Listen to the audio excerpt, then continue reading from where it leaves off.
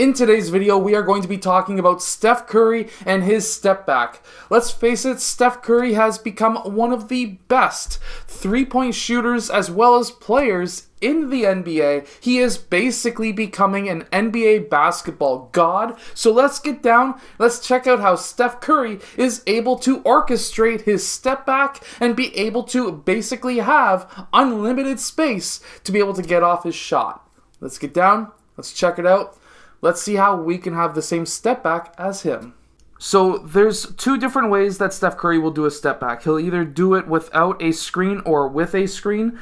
With a screen, it'll either be a screen and roll like we see here with green. Otherwise, it'll be with an elevator play. From there, what we do see is he goes in and actually looks like he's going to attack that rim. And then he takes one big, long step, which will to the defender look like he is about to attack the middle of the key. And when green sets this screen, and a few other players will set this screen, they'll actually leak out towards this side so that it actually does look like Steph Curry is about to attack that middle of the key. Now instead, what we do see is when he takes this big long step, and this is something that these defenders should be watching more game tape about, which is when he takes that big long step, you should not be taking this big long leap that we see here. Now when that big long step happens and he pushes back, this creates a ridiculous amount of space between him and his defender, and when this happens, he's able to land on both feet and then he's able to go up for a shot. Now, let's really actually take a look at when he picks up this ball. He goes and attacks and picks up this ball when he's actually on both feet at the same time. Some players will attack with this foot, keep their hand on top of the ball, and then take that step as a gather step so that now they can create even more space. But instead, what we see here is Steph Curry gathers it with both feet on the ground, hops into his shot. Check this out. He has that foot, one foot farther ahead than the other, which will allow him to get that right side of his body lined up towards that rim. He's already looking at that rim from here all the way to here, right about there. Halfway through his hop, he starts to look at that rim. He has started low. He is not taking this step back and starting with his legs straight so that he has to get down into his bent knees. He's already starting with his bent knees. And because of this, he's able to rise up into his shot faster, and there is no way that any defender is going to be able to stop this. If you're wondering how he has that high arcing shot that so many analysts talk about, that is because of his soft release. So when he releases that ball, we see that he has that soft hand, and it sort of just flaps there for a bit. This is a soft release. A hard release would be like a Michael Jordan, where it basically folds down or bends down and stays there. We see that Steph Curry has that soft kind of wrist action, which will allow him to get more arc on that shot. That's how he's able to get a lot of his arc on a shot. He doesn't have to jump all that high. It's because of that soft release. Now, coming off of this screen, what we do see, again, he stays up top. Green stays up top. He doesn't want to cut down because at that point it's going to be really bringing in more than a single player or even sometimes a double player. So you want to really, if you've got a really good shooter and you're setting this screen, you want to stay out of the key if he's a type of player who will shoot like Steph Curry does. Now, when Steph Curry does this drive, we see small steps this time. It's because he wants to sidestep out of the way. Instead of it being a true step back, he's going to basically do a crab dribble, sidestep out. And this is actually a little bit of a different way of doing it. So let's zoom in just a bit. So when he's driving, we see that he's able to plant that right foot. He's able to take one more dribble. Now, when he's in this hop, that is when he picks up the ball, is when he goes to his right foot. Now he hops off his left, picks up when he lands on his right, which means that he's able to take two more steps. He takes one step back. He's able to then gather that foot back down the right foot, which is now two steps. Technically, the right foot is the gather. You're allowed two steps, just like a layup. You're able to plant that left and right foot, which is two steps, and then he's able to take that shot. Now, this is something that can take a lot of practice to be able to do, but you can do this as well. Basically, all you're doing is attacking right foot in towards that player.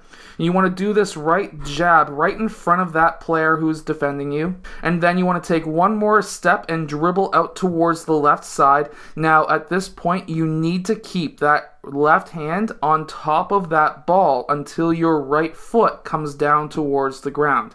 If you dribble and pick up right here and have your hand underneath the ball, you're gathering on the left foot, and you're going to be taking 3 steps to do this.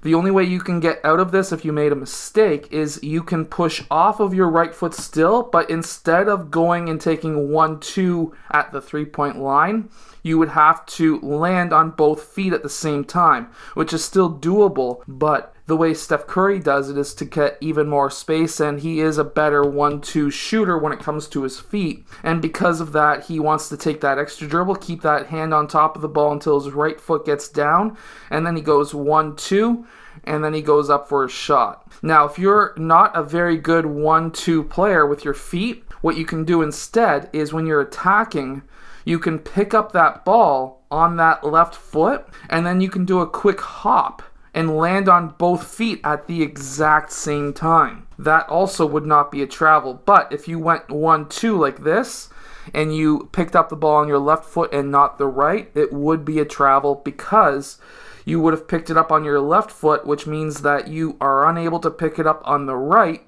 and this would have been 1, 2, 3 steps.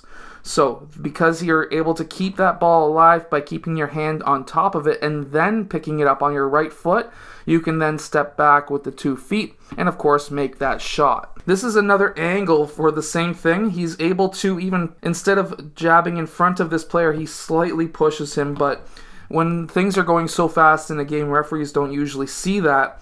Then he's able to take that one extra dribble and watch. He's able to keep his hand on top of that ball until he gathers on his right foot, which means he's able to take 2 steps, and then at that point, what you're looking at is left-right slide. That's okay.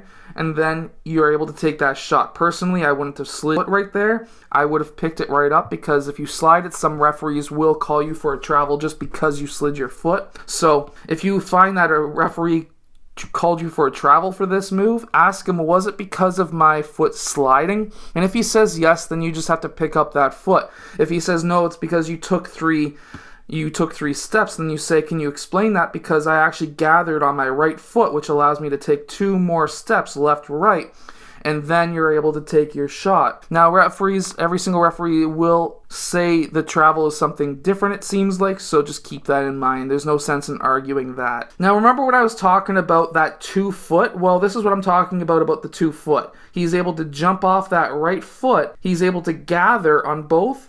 And this is what I was just basically showing you. Number 1, he's able to hop to both feet at the same time. Now, this next move is really good. So what we see here is he's able to do a quick crossover through the legs, almost like a killer crossover behind the back, which then loses what looks to be one of the top defenders on San Antonio. And then what we see after that is a quick another dribble behind the back, picks it up, not on his left foot, but on his right foot. This is what I'm talking about. So, by jumping off of your left foot here and keeping that hand on top of the ball, you haven't technically picked up the ball yet. You can still dribble at this point, which then he pushes off from his right foot, gathers that ball left, right, and then he's able to go up for that shot. This is what makes him so deadly. He's able to understand and he's able to practice keeping his hand on top of the ball before he gathers on his other foot, and then he's able to take 2 steps. So this is something that you can do as a player as well. Definitely try it in your next practice.